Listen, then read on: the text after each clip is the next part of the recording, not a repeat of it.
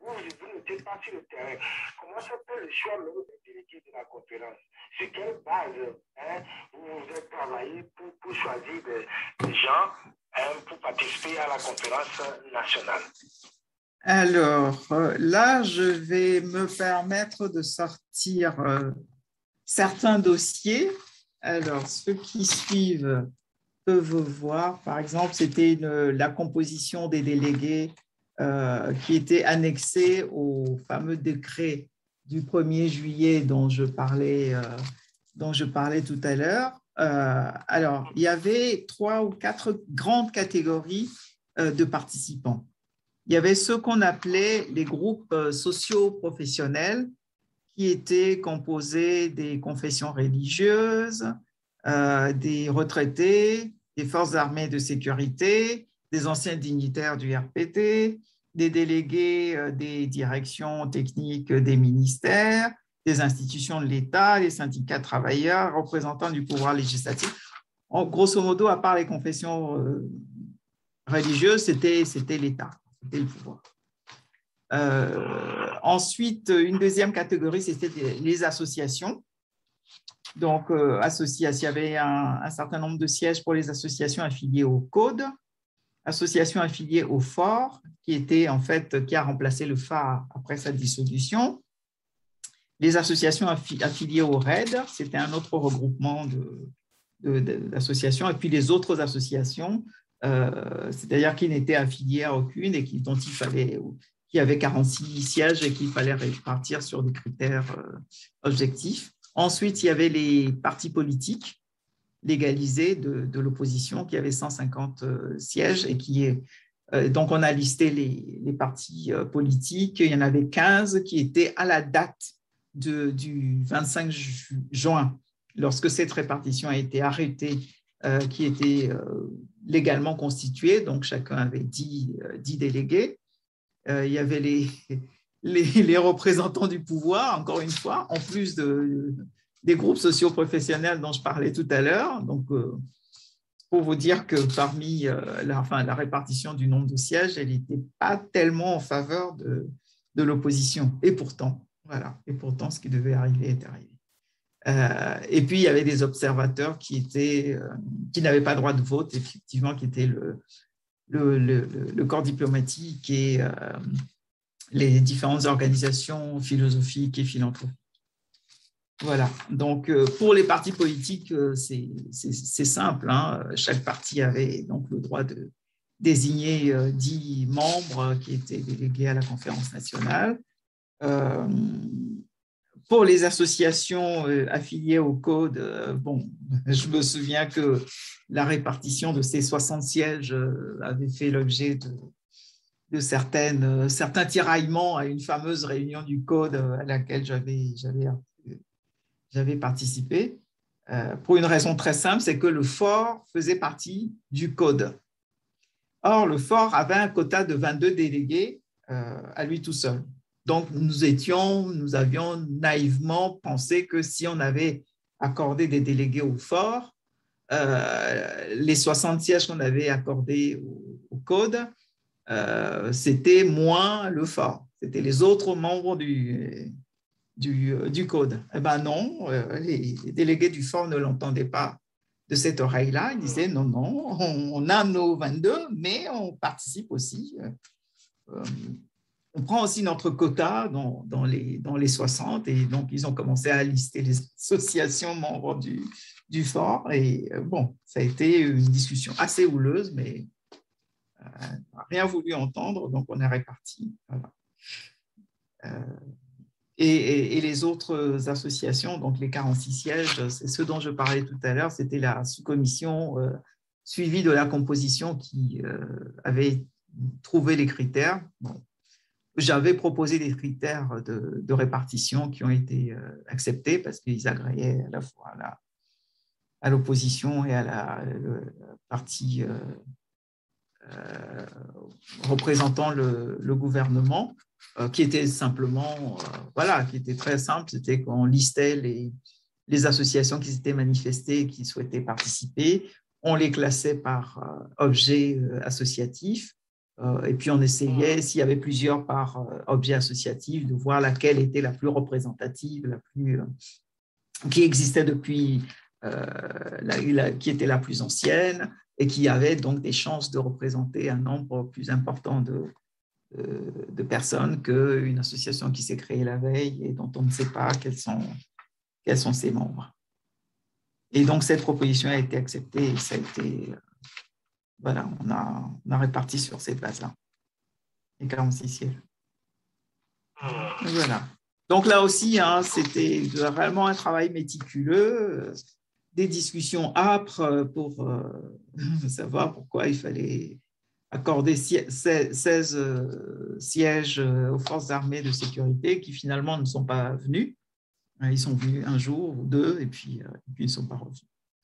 Voilà. Et pendant ce temps, les anciens dignitaires, donc, avaient 20 sièges, avec 4 pour le régime Olympio, 4 pour le régime Gruniski et 12 pour le régime Eyadema. Répartition très équitable du nombre de sièges. Alors, je ne sais pas si c'était proportionnel au nombre d'années au pouvoir, mais bon, c'était comme ça. Et voilà. Madame, est-ce que vous avez pu trouver les 4 dignitaires du régime Olympio? Est-ce que vous avez pu trouver des gens? Oui, je pense que c'est sur cette base-là que monsieur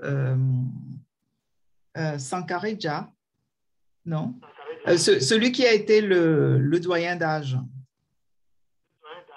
Oui, voilà, c'était l'un des anciens ministres du gouvernement Olympio. Et je ne sais pas qui étaient les autres. Et peut-être que c'était sur ce quota-là également que Gilles Christ Olympio, parce qu'il n'avait pas de parti à l'époque, qu'il avait participé à la conférence nationale. Enfin, en tout cas, il est venu, il a participé pendant quelques jours et puis on ne l'a plus revu. Sinon, il y avait les 4. D'accord. Ok, bon, avant d'aborder le déroulement même de la conférence, il y a Ben qui a une question. Ben, est-ce que vous avez une question concernant le premier volet de la diaspora et préparatif de la conférence? Allez-y. Oui, merci Madame Medavi. C'est un grand plaisir de vous retrouver parmi nous ce soir, surtout pour nous donner l'historique de cette conférence nationale dite souveraine. Je tiens à vous remercier vivement pour ce rappel que vous venez de faire. Je voudrais savoir, peut-être que je vais trop vite en besogne, voir qu'est-ce qui a marché, qu'est-ce qui n'a pas marché. Aurait-on une conférence bis aujourd'hui? Quel conseil aimeriez-vous ou bien pourriez-vous donner à la jeunesse, surtout d'aujourd'hui, qui est très active sur le plan politique, et voir quelles leçons devons-nous tirer de cette assise de 1991? Merci. Bon, merci beaucoup, Ben. Nous allons prendre cette question, mais il y a un volet qui va aborder cette question. Nous allons prendre cette question et on ne va pas le lâcher. Nous allons mettre un peu dans le frigo et nous allons y revenir sur cette question. Le temps de parler du déroulement de la conférence nationale en tant que telle. Madame Brigitte, parlez-nous maintenant un peu de quelques temps forts de la conférence nationale souveraine. Oui, alors là aussi le sujet est vaste, hein, et je voudrais aussi profiter de l'occasion pour combattre quelques idées reçues de gens qui disent ouais, ils se sont mis dans une salle et ils ont insulté Eyadema, surtout les radicaux, surtout les venus de France, etc. Pas du tout. La conférence nationale, c'était pas ça. C'était d'abord un projet commun. C'était quelque chose qui a été préparé, qui avait un ordre du jour qui était établi et qui avait pour objectif de poser un diagnostic, de tirer un bilan des années passées et d'élaborer un nouveau projet de société et d'élaborer un cahier des charges qui était confié aux institutions qui devaient conduire la transition, de manière à ce qu'à la suite de cette transition-là, on aboutisse à un Togo libre, démocratique et doté d'un programme politique.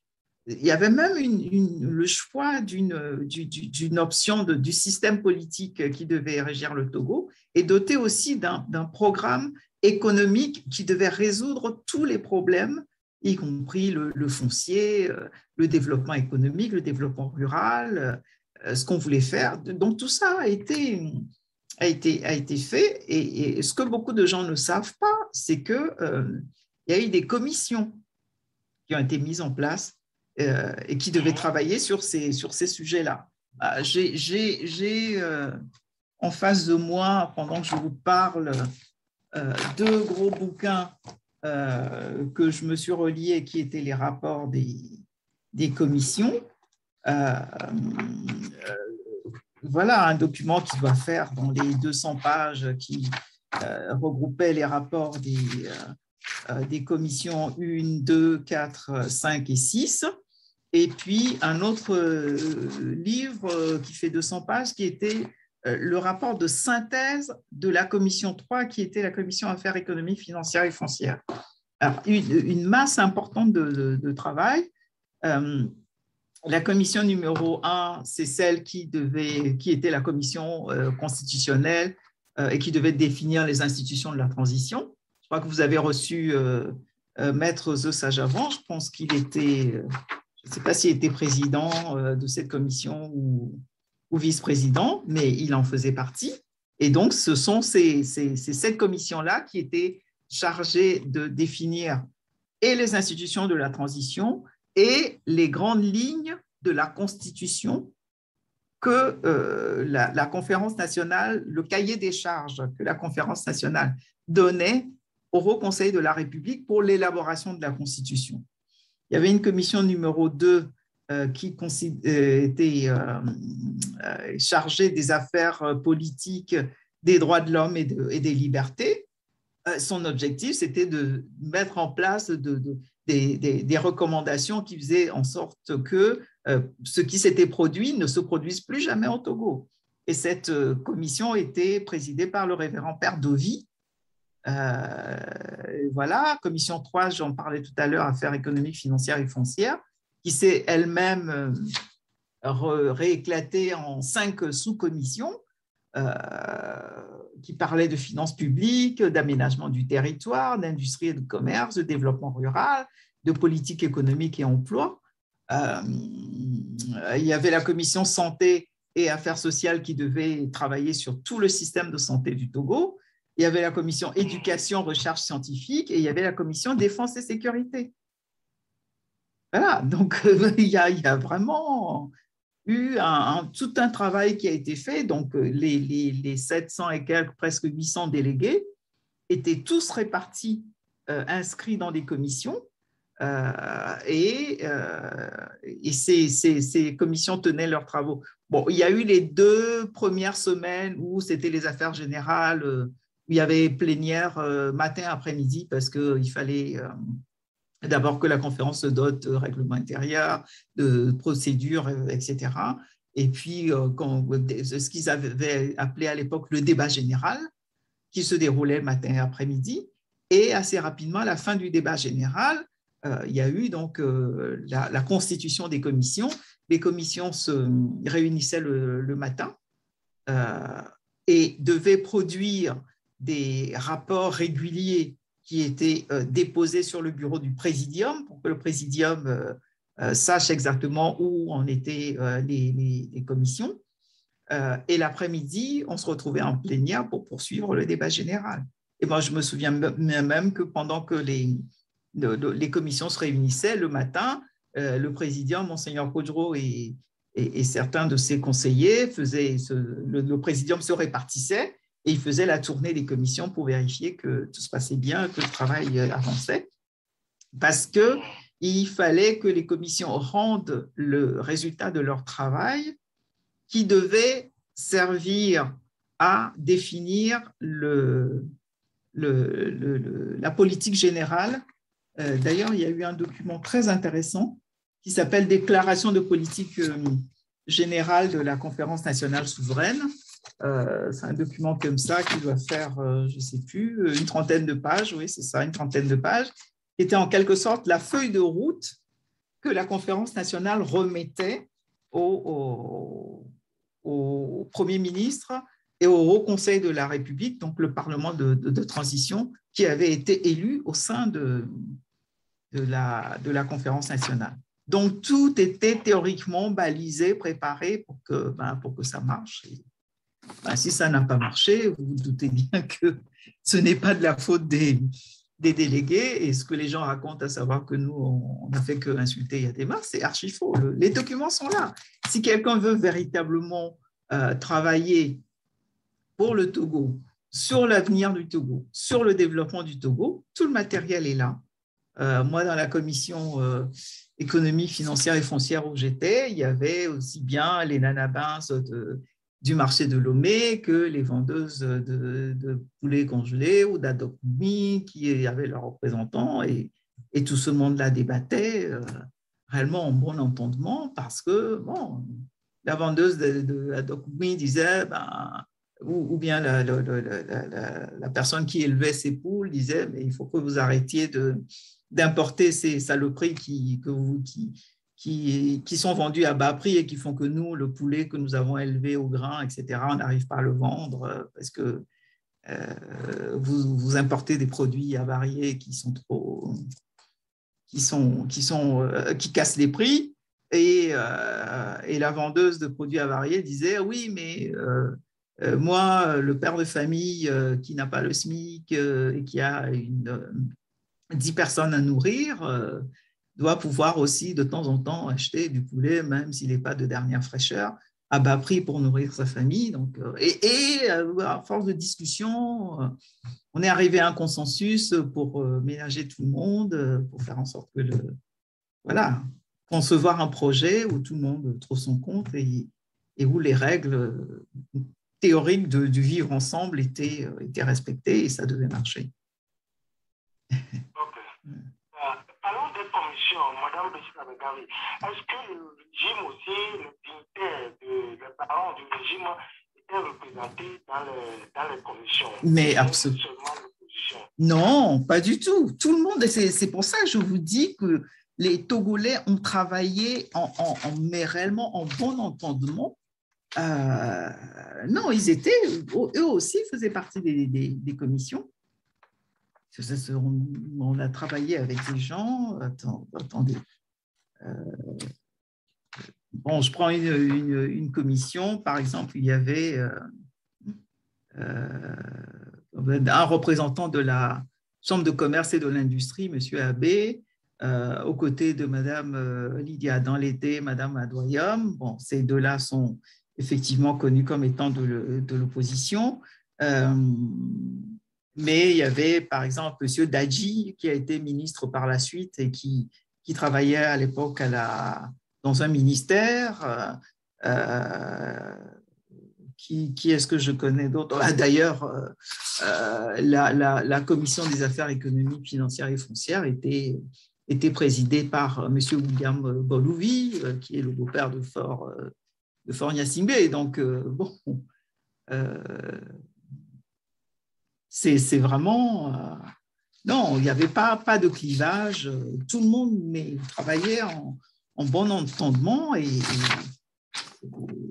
il y avait dans la commission économique certaines interpellations, c'est-à-dire qu'on convoquait certains chefs de service ou des membres de certains ministères pour qu'ils produisent des documents, etc. Ils venaient, ils répondaient aux interpellations avec célérité, parce que une conférence nationale avait quand même un certain pouvoir de convocation, de communication des documents requis. Quand on a commencé le travail, on avait dressé une liste des documents qu'il nous fallait. On l'a fait passer au ministère concerné, et les documents, on les a eus. Des rapports de certaines sociétés d'État, etc., on les a demandés, ils ont été communiqués. Donc, c'était vraiment un travail consensuel, constructif qui a été fait. Merci beaucoup, Madame Brigitte Kamegari. Pour ceux qui viennent de rentrer en ligne, nous sommes avec Madame Brigitte Kamegari. Nous parlons de la conférence nationale sur